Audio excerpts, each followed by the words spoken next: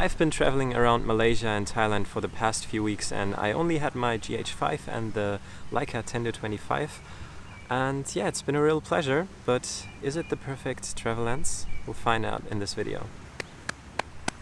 Super, aber warum eigentlich auf Englisch? Ich dachte, das hätten wir geklärt. Es ist 2020, es muss sich etwas ändern. Es kann nicht immer alles so bleiben. Und was ist mit deinen ganzen treuen Abonnenten? Sind die dir einfach egal? Oder? Auf gar keinen Fall. Die letzten Monate waren wirklich besonders für mich. Ja, die ganzen Abonnenten, die dazugekommen sind. Ich bin echt dankbar für jeden Einzelnen, aber ich würde gerne noch mehr Menschen mit meinen Videos helfen. Und das kann ich nur, wenn ich Englisch rede. Außerdem kommen 30% meiner Abonnenten gar nicht aus Deutschland und verstehen vermutlich nicht einmal meine Sprache, schauen sich aber trotzdem meine Videos an. Wie wäre es dann, wenn sie meine Sprache verstehen könnten und einen tatsächlichen Mehrwert von meinen Videos hätten? Ist das nicht besser? Ach, mach doch, was du willst. Okay.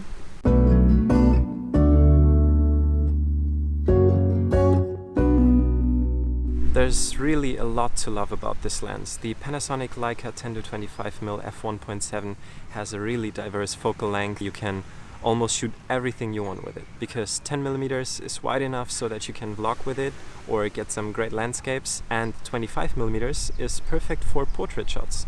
If you want to get that nice depth of field, get some bokeh, and you just want to get some, bokeh-licious shots. I keep repeating myself. Yeah, this is pretty new for me, okay? Speaking English as not a native language is not as easy, but I'm trying real hard right now. But it's not only the diverse focal length. 10-25mm is perfect for almost every situation. It also has a constant f1.7 aperture, which means you can shoot even in very low light situations. And this is probably the most important for me, because I'm often shooting in very dim situations where I don't want to use any additional lights, and this is where this lens really comes to shine.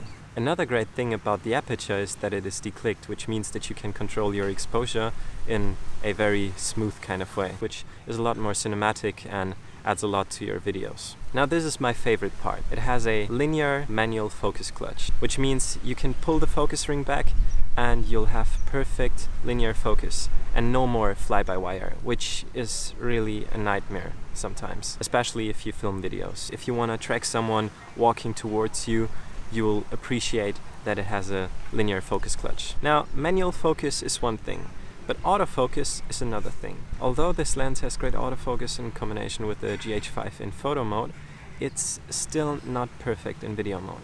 And if you're just casually shooting a vlog and you don't mind if it's pulsing around, then you'll be fine.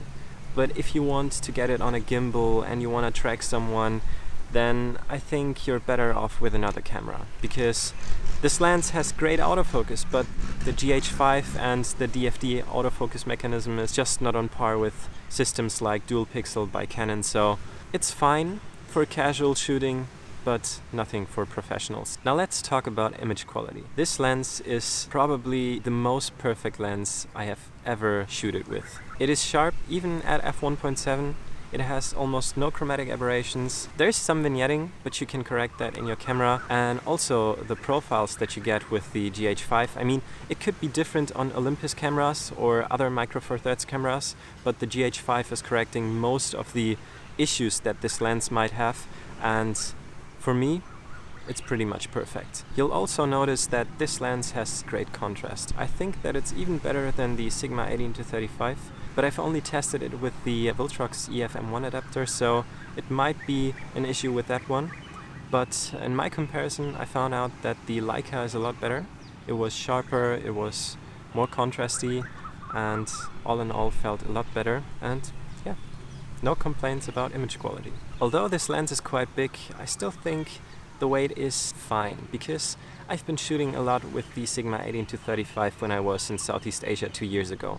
And this setup was really front heavy, so it made shooting not that easy.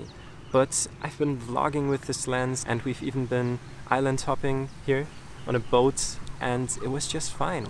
Really, it feels light and shooting with it is really comfortable. So these are all the great things about this lens, but of course there's always something bad to it, right? And in this case, it's the price, which at the start was around 2,000 euros. I think it got a little bit cheaper in the meantime, like 200 euros less or something. I think it's around 1,800 euros, maybe $1,800, something in that range. I'll let you know, I'll put a link down in the description so that you can check it yourself. Of course, it's a very expensive lens, don't get me wrong, but if you want to carry multiple lenses with you, then you'll also have to pay a lot.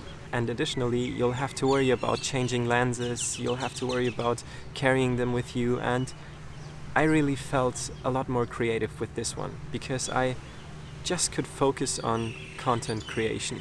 I didn't have to change my lens all the time, and it was a really enjoyable experience. There's one other thing that I really did not like, but I think it's just an issue with the lens design, and I'm not sure if this can be fixed, because the way it is, I think there's no possibility to do that. But when you're using the manual focus clutch, you cannot use autofocus, especially if you're vlogging. You still sometimes just want to press on the back button autofocus and get immediate focus on your image, and still use that manual focus clutch. So in this case, I first have to put it back in normal position in fly-by-wire mode, then autofocus, and then pull it back again to use that linear focus, which is not perfect, but I mean, it's okay. And even if you're in fly-by-wire mode, the focus still feels pretty linear. It's not as perfect as it is with the linear focus clutch, but it's okay, and you'll get used to it. Yeah, and that's it. I think there's not really much more to this lens. I've been really enjoying it. It's been a pleasure shooting. It's been a pleasure. Yeah, my pronunciation is still very Germanish right now. You know, your tongue is in a very weird position, especially if you're used to talking German. And when you're talking English, it feels kind of unnatural. I think I'll get used to it. And there's many benefits of shooting videos in English, but the first few videos might be a little bit wonky for me.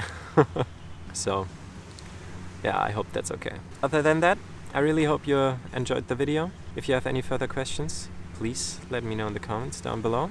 I'll enjoy the sunrise here at Pattaya Beach in Koh Lipe. And by the way, if you want to see some more footage that I shot with the Panasonic Leica 10-25mm, then you should definitely check out our travel channel, which is in German, but at least you'll see some footage.